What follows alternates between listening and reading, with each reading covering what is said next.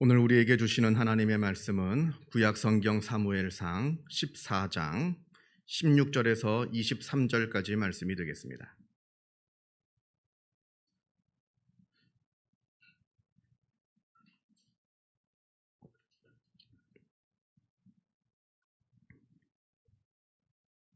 제가 갖고 있는 성경으로 구약 성경 429면에 있습니다.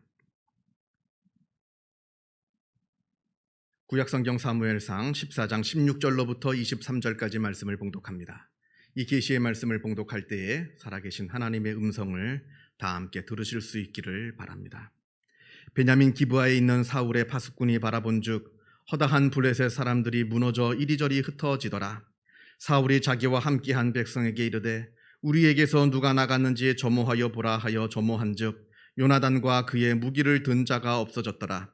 사울이 아히야에게 이르되 하나님의 궤를 이리로 가져오라 하니 그때 하나님의 궤가 이스라엘 자손과 함께 있음이니라.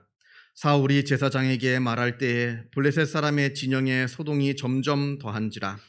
사울이 제사장에게 이르되 내 손을 거두라 하고 사울과 그와 함께한 모든 백성이 모여 전장에 가서 본즉 블레셋 사람들이 각각 칼로 자기의 동무들을 침으로 크게 혼란하였더라. 전에 블레셋 사람들과 함께 하던 히브리 사람이 사방에서 블레셋 사람들과 함께 진영에 들어왔더니 그들이 돌이켜 사울과 요나단과 함께한 이스라엘 사람들과 합하였고 에브라임 산지에 숨었던 이스라엘 모든 사람도 블레셋 사람들이 도망함을 듣고 싸우러 나와서 그들을 추격하였더라. 여호와께서 그날에 이스라엘을 구원하심으로 전쟁이 베다웬을 지나니라. 아멘. 이솝우화 중에 이런 이야기가 있습니다. 어느 사자가 들에서 한가롭게 놀고 있는 나귀 한 마리를 잡아먹으려고 살금살금 다가가고 있었습니다. 그런데 이 모습을 지켜보고 있던 수탉이 그 나귀에게 경고를 해주고자 큰 소리로 꼬끼요 하고 이제 외쳤습니다. 그 꼬끼요 하는 소리가 얼마나 컸던지 사자가 깜짝 놀라서 그만 도망을 가고 말았다고 합니다. 그러자 그 도망가는 사자의 뒷모습을 보고 있던 그 나귀가 갑자기 없던 용기가 확 생겨서 그 도망가는 사자를 막 뒤쫓아가다가 그만 잡혀먹히게 되고 말았다고 합니다. 여기에 세 가지 동물이 나오는데 이 중에 누가 가장 용기가 있는 동물입니까? 아마 수탉이겠죠. 자기도 위험할 수 있는데 자기 동료 나귀가 위험에 처한 걸 보고 경고를 해주는 이 수탉이 가장 용감한 동물이라 하겠고요. 그렇다면 누가 이 중에 가장 비겁한 동물이었습니까? 아마 사자겠죠. 아무것도 아는 일 가지고 깜짝 놀라가지고 지레 겁을 먹고 자기가 목표하던 일을 버리고 도망을 간 그 사자가 가장 비겁하고 겁이 많은 동물이라 하겠고요. 누가 가장 만용을 부렸습니까? 당연히 사자를 뒤쫓아간 그래서 잡혀먹힌 그 나귀겠죠. 도대체 도망가는 사자를 쫓아가서 뭘 하겠다는 겁니까? 그게 무슨 의미가 있다고? 뭐 그렇게 중요한 일이라고 자기의 소중한 목숨을 거기에다 내다 버리는 겁니까? 여러분, 용기란 무엇입니까? 그리고 비겁함이란 무엇입니까? 그리고 또 만용이란 무엇입니까? 물론 그 나름대로 다 사전적인 의미들은 다 갖고 있을 겁니다. 그러나 저는 이것을 이렇게 봅니다. 먼저 용기란 아주 높은 가치를 향해서 용감하게 내 자신을 헌신하는 것, 이게 바로 용기라고 봅니다. 가치가 있는 것을 향해서 자기 자신을 아낌없이 내던질 수 있는 것, 가치 있는 것을 향해서라면 내가 달려나가야 할 때 과감하게 달려나가고 또 가치 있는 일을 위해서라면 내가 멈추어야 할 때 아주 과감하게 멈출 수 있는 것, 그 가치 있는 일을 향해서 나 자신을 내던질 수 있는 것이 바로 용기가 아니겠는가 생각을 하고요. 또 비겁함이란 이와 반대로 마땅히 내가 헌신해야 할 높은 가치가 있음에도 불구하고 이런저런 이유를 대고 핑계를 대면서 나 자신을 내던지지 못하는 것, 그것을 바로 비겁함이라 말하는 것이고요. 그래서 마땅히 달려나가야 할 일에 달려나가지 못하고 마땅히 멈추어야 할 일에 멈추지 못하는 것이 바로 비겁함이라 생각할 수 있겠고요. 또 마지막으로 만용이라고 하는 것은 도무지 가치가 없는 것, 가치 있는 것이 아니라 도무지 가치가 없는 그것에 내 자신을 내던지는 겁니다. 달려나가서는 안 되는 일에 달려나가고 무작정 마치 불나방이 불 속으로 뛰어들듯이 그 가치 없는 일에 나의 삶을 낭비하고 내던지는 그것이 바로 만용이 아니겠는가 생각을 한번 해보았습니다. 나는 과연 어떤 사람인가? 높은 가치를 위해서 나는 지금 헌신하고 있는가? 아니면 그 높은 가치를 위해서 헌신하기를 주저하고 있는가? 아니면 아무런 가치도 없는 그런 무의미한 것을 향해서 지금 나는 내달리고 있지는 않은가? 우리가 내 자신을 늘 되돌아보아야 합니다. 오늘 우리가 사무엘상 14장을 읽었는데요. 오늘 우리가 읽은 사무엘상 본문에는 진정한 용기를 갖고 삶을 살았던 한 사람의 이야기가 나옵니다. 그 사람은 바로 사울 왕의 아들 요나단입니다. 오늘 성경 이야기가 워낙 길어서 다 읽지 못하고 끝부분만, 맨 마지막 부분만 잘라서 읽었는데요. 오늘 이야기는 이러합니다. 이스라엘과 블레셋 간의 전쟁이 벌어졌습니다. 상대 블레셋 군대는 병거가 3만, 마병이 6천, 그리고 일반 보병은 마치 해변의 모래처럼 그 수를 헤아릴 수 없을 정도였다 합니다. 그런 반면에 이스라엘의 군대는 고작 600명밖에 없습니다. 이때 이스라엘은 상비군이 없었어요. 다 예비군이고 동원령을 내리면 그때 군인들이 모집하는 그런 예비군 체제였습니다. 사울 왕이 전쟁을 하기 위해서 급히 전국에 동원령을 내립니다만, 그러나 겁에 질린 이스라엘 백성들은 아무도 군에 자원하지 않고 다들 산으로 도망을 가서 산속에 있는 굴에 그리고 수풀에 바위 틈 속에 숨어서 벌벌 떨고만 있습니다. 이때 다급해진 사울이 사무엘 선지자들을 모셔다가 하나님께 제사를 드리려고 합니다만 무슨 일인지 사무엘 선지자가 오기로 한 날에 오질 않습니다. 늦어집니다. 그래서 급한 마음에 사무엘이 도착하기도 전에 사울 왕이 제멋대로 제사를 드리고 마는 그런 잘못을 저지릅니다. 오직 하나님의 사람 사무엘만이 제사를 드릴 수가 있는 제사인데 그저 조급한 마음에 더 이상 기다릴 수가 없어서 아무 자격이 없는 사울이 제사를 드리는 큰 죄를 저지르고 말았다 하는 겁니다. 이 일로 인해서 사무엘 선지자가 사울을 버리고 완전히 떠나가는 그런 일이 벌어지고 맙니다. 지금 블레셋 군대는 수십만의 대군입니다. 그런 반면에 이스라엘은 겨우 600명의 군사만 있을 뿐입니다. 더 심각한 일은 이때 이스라엘 안에는 무기를 만들 수 있는 기술이 없었습니다. 철을 다루는 그 기술이 아직 이스라엘에게는 없었습니다. 그래서 칼이나 창 같은 무기는 사울 왕하고 아들인 요나단 이 2명만 갖고 있고 나머지는 무기라고 할 수도 없을 정도로 거의 농기구에 흡사한 그런 무기만 들고 있을 뿐입니다. 그리고 방금 말씀드린 것처럼 영적인 지도자 사무엘도 떠나버리고 만 상태입니다. 총체적인 위기입니다. 이제 이스라엘은 블레셋과 싸울 수 있는 그 어떠한 힘도 갖고 있지 못합니다. 그러나 그렇다고 해서 이 전쟁을 피할 방법도 없습니다. 이건 그래서 완전히 절망 그 자체입니다. 완전한 절망의 상태로 지금 이스라엘이 빠져들어가고 있습니다. 자, 이때 요나단이 자기 부하에게 이렇게 말합니다. 우리가 이 할례받지 않은 자들에게로 건너가자. 여호와께서 우리를 위하여 일하실까 하노라. 여호와의 구원은 사람이 많고 적음에 달리지 아니하였노라. 여호와의 구원이 사람의 많고 적음에 달려있지 않다 합니다.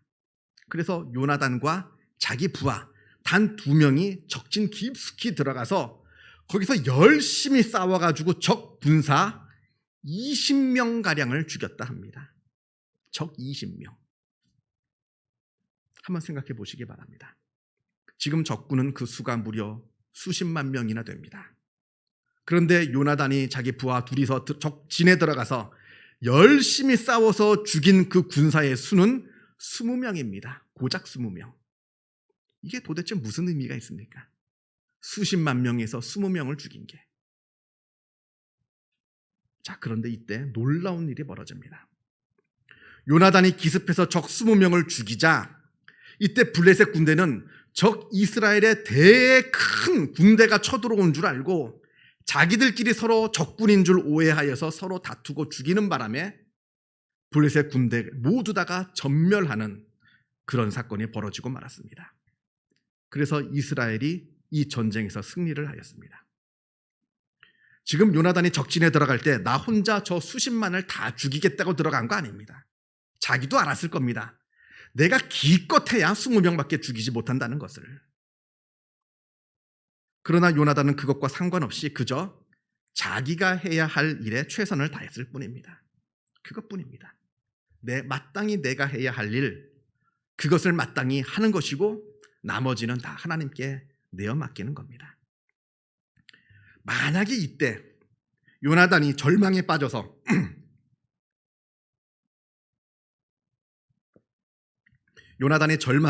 아무 일도 하지 않았더라면, 내가 20명 죽여서 무슨 소용이 있겠는가? 절망해서 아무 일도 하지 않았더라면 어떻게 되었을까요? 적은 지금 수십만 명이나 되는데 내가 할 수 있는 일은 겨우 20명. 그거 해봐야 무슨 소용이 있겠는가? 그래서 낙담한 채 아무 일도 하지 않고 가만히 있었더라면 이 전쟁은 어떻게 되었겠느냐 하는 말입니다. 여러분, 용기 중에서 가장 위대한 용기는 절망과 싸우는 용기입니다. 아무런 소망이 보이지 않는 그런 절망 속에서도 절망하지 않고 끝까지 싸우는 용기, 그런 절망 속에서도 소망을 바라볼 수 있는 용기, 이게 용기 중에 가장 위대한 용기입니다. 여러분, 절망 속에서 소망을 품는 거, 이거 참 아픈 일입니다. 힘든 일입니다. 그냥 차라리 절망하고 있는 게 차라리 속은 편할지 모릅니다. 그저 다른 사람들 탓하면서, 세월을 탓하면서, 아니 하나님을 탓하면서 그렇게 절망하고 보내고 있는 게 차라리 그 마음은 속이 편할지 모르는 일입니다. 그러나 절망 속에서도 절망하지 않고 오히려 소망을 품고 소망을 바라보는 사람은 그 속이 썩어 문드러집니다. 왜냐하면 현실의 그 절망적인 상황과 내 안에 있는 소망이 서로 충돌하고 싸우기 때문에 그 속이 썩어 문드러지고 있는 겁니다. 그런데 분명한 일은 하나님의 일이란 절대로 절망하지 않는 사람에게 이루어지는 것이지 절망하는 사람에게는 절대로 이루어지지 않는다 하는 겁니다. 하나님의 일은 절망하지 않는 사람들에게 이루어지는 것이지 절망하는 사람들에게는 이루어지지 않는다. 절망 속에서 절망하지 않고 끝까지 소망을 붙드는 믿음의 사람들에게 하나님의 역사는 이루어진다라고 하는 사실을 우리가 잊지 말아야 합니다. 성도 여러분, 우리가 성경을 읽으면 성경 안에는 수많은 기적의 이야기가 나옵니다. 너무나 놀라운 기적의 이야기들이 나오는데 그 기적의 이야기들을 하나하나 자세히 읽어보세요. 그 기적의 이야기 가운데 한 가지 아주 놀라운 사실을 발견하게 되는데, 그건 절망하고 있는 사람들, 그저 절망 속에 빠져서 아무것도 하지 않는 그러한 무기력한 사람들에게는 하나님의 기적은 절대로 나타나주지 않는다는 겁니다. 비록 아무리 절망스러운 상황이라 하더라도 끝까지 믿음을 가지고 소망을 바라보는 사람들, 그런 사람들에게 기적의 놀라운 사건이 벌어지게 됩니다. 우리가 구약성경 여호수아 성경을 보면 이스라엘이 여리고성을 무너뜨리는 장면이 나옵니다. 여리고성은 철옹성입니다. 그 어떠한 사람도 그 성을 무너뜨리지 못했습니다. 그 어떠한 군대도. 더군다나 지금 현재 이스라엘이 갖고 있는 군사력으로는 이 철옹성을 어떠한 방법을 쓴다 해도 절대로 함락시킬 수가 없습니다. 아주 절망스러운 상황이죠. 이 여리고성을 넘어야 가나안 땅으로 들어갈 수 있는데, 그런데 이때 하나님께서 이스라엘에게 이 성을 함락시킬 방법을 알려주십니다. 그건 매일같이 그 성을 한 바퀴씩 돌라는 겁니다. 그냥 한 바퀴씩 돌고, 마지막 7일째 되는 날은 마지막 일이가 7바퀴 돌고, 그리고 소리 보면 와 한번 지르고. 근데 사실 이건 말도 안 되는 명령입니다. 전 세계에 이런 군사작전은 없습니다. 어느 성을 함락시키려 하는데 아무 일도 하지 않고 빙글빙글 돌다 소리 지르는 이런 군사작전은 없습니다. 이게 무슨 뜻일까요? 그거라도 하라는 겁니다. 그거라도 하라. 그냥 절망하여서 스스로 낙담하여서 넋놓고 주저앉아 있지 말고 소망을 가지고 소망을 품고 아무리 작은 일이라 하더라도 너희들이 할 수 있는 일을 하라. 그러면 나머지는 내가 알아서 할 테니까. 그래도 성은 돌 수 있잖아요. 아무리 군대가 연약해도 아무리 무능해도 그 성은 돌 수 있잖아요. 하루에 한 바퀴 정도는. 그렇게 절망에 빠져 있지 말고 소망을 품고 있을 때 그때 하나님께서 역사하시겠다는 겁니다. 우리가 잘 아는 오병이어의 기적. 성인 남자만 5,000명입니다. 여자와 어린아이들 다 포함하면 좋기 2만은 되었을 겁니다. 무려 2만 명이나 되는 사람들을 지금 먹여야 합니다.